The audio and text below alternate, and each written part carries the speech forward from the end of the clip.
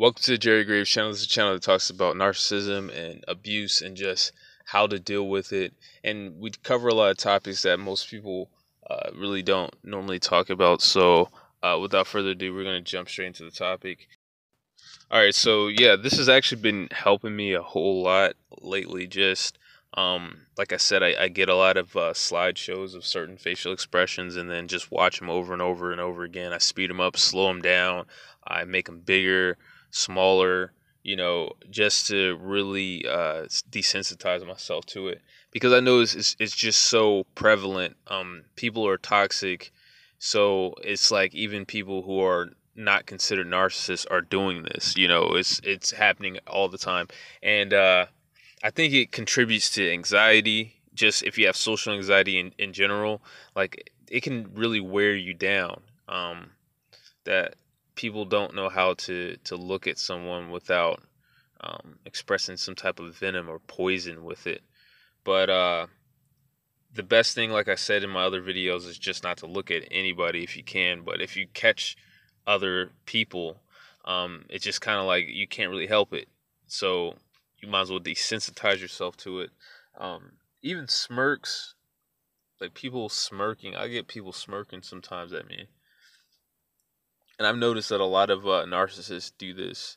Like people that seem like they're full blown, um, when they spot their victim, it's like they get a smile as well. Just they're happy to see somebody who they're gonna get supply from, but they also make sure they're seen with this smirk, and I think that a smirk really conjures up a lot of performance anxiety, and just in general, there's just something about it that does that. And I've been noticing people doing that in the UFC more, like during fights.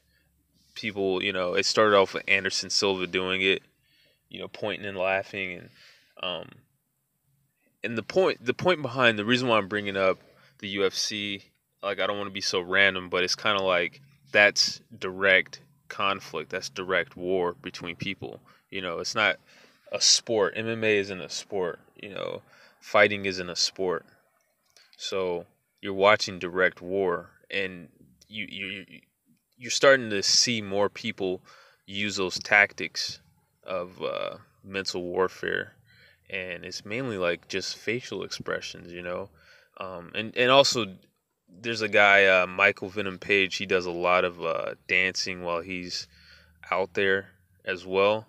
Um, and I think even with that, I think that has something to do with some things that we're talking about here, where just making yourself more free and loose, while the other person gets more and more stiff. As you laugh at them, and as the crowd and the fight goes on, they're getting more stiff, and you're getting more loose. Even though we're not training to be fighters, we're not even trying to be in conflict with anyone, but it's good to understand it. So yeah, desensitize yourself to even things that are innocuous or seemingly not as bad because somebody's smiling. But we're all smart enough to know. We all know what I'm talking about here. Like, we know an evil smirk when we see it. Um, Eye rolls, all of that. Like, and it really it does give you a lot more. I wouldn't say confidence, but I mean, I really feel more in control. Like for some reason, there's something about it, because it's kind of like I said before.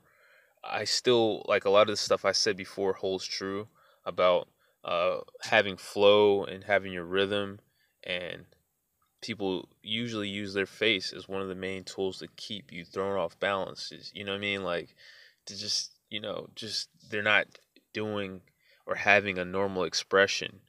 That does damage, and that throws you off a little bit. So I don't know. It's good to glide past that now, and I'm happy with where I'm headed. Like I feel like I'm a stronger person, and you can do it too. So I'm gonna link you to some of the slideshows that I use, but make your own as well.